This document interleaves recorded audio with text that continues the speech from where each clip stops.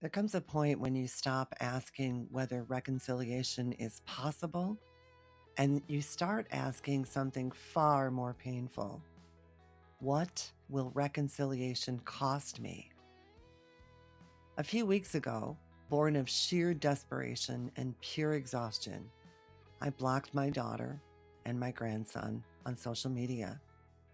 Not an ounce of anger, simply and undeniably survival. Then something unexpected happened. My oldest granddaughter reached out. She commented publicly on one of my episodes.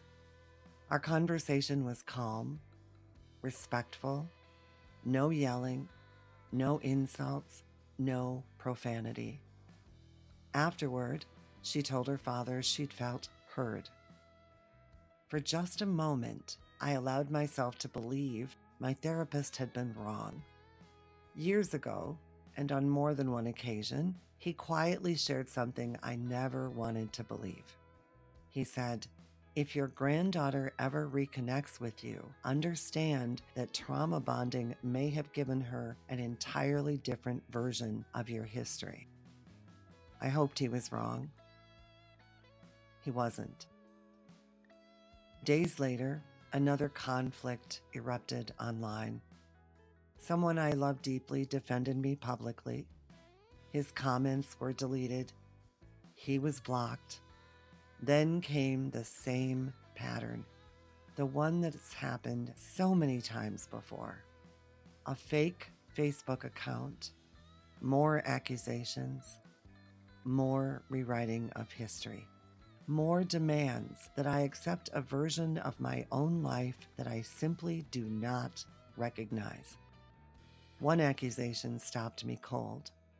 I was told I had traumatized my grandchildren because one of them supposedly dropped something out of the fridge and I went off. I sat there stunned, not because I remembered it differently, but because I didn't remember anything like that happening at all. Then came another accusation that I had exploited my own great-grandson. My crime? Creating a charcoal-style portrait of my granddaughter and her baby. The same type of gift I had lovingly created years earlier for her own mother, my daughter. That was the moment something inside of me finally just broke. Not my heart. That had been broken years ago. Hope. Hope broke. There's a difference. I've spent years defending myself against stories that become more dramatic every time they're retold. Eventually, you realize something horrifying. You cannot defend yourself against memories someone else has manufactured because facts aren't what's being argued anymore. Identity is. You are being asked to become the villain required by someone else's narrative. If you refuse, you become proof of your guilt. There is no winning that game. I've watched real trauma unfold. I've watched one of my granddaughters violently dragged by the arm from a dance studio by an enraged adult. There was a police report. That happened. Reality happened. But manufactured trauma, that's different. Manufactured trauma asks you to apologize for things that never happened, to confess to memories that don't belong to you, to surrender your own lived experience. And if you don't, you're called abusive for refusing to lie. That's psychological captivity. Eventually, brutal acceptance becomes the only mercy left. Not acceptance that what happened was fair, not acceptance that the lies are true, acceptance that there are some people who need you to become the monster in order for their story to survive. And you cannot save them by sacrificing yourself.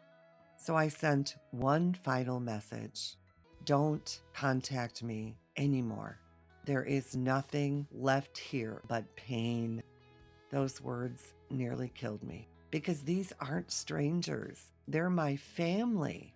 But there comes a day when protecting your own sanity is no longer cruelty, it's survival. People often ask me what healing looks like. Sometimes healing looks beautiful.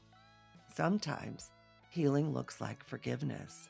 Sometimes healing looks like reconciliation. And sometimes healing looks like walking away from the people you spent your entire life praying would love you. That's brutal acceptance. It's the hardest decision I have ever made and the most honest.